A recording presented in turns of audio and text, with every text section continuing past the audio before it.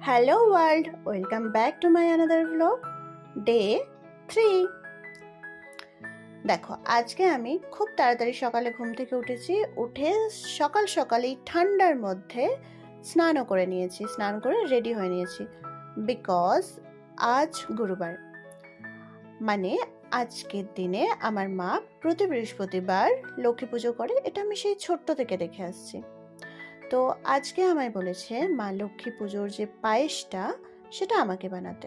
তো আমি সেটাই বানিয়ে নেওয়ার জন্য সকাল সকাল রেডি হয়ে নিয়েছি।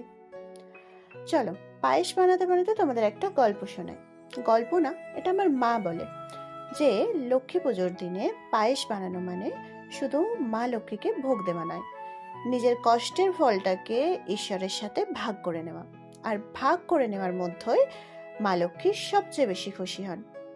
তো তোমাদের কার কার বাড়িতে লক্ষ্মী পুজোতে পায়েস হয় সেটা আমাকে অবশ্যই জানিও। আর ভাবছো না রান্না করতে করতে এত বকবক আমি কার সাথে করছি। একজন আছে যে সারাদিন ফোন করে আমার মাথাটাকে খারাপ করে, তার সাথে বকবক করতে করতে আমি আমার কাজগুলো কমপ্লিট করছিলাম।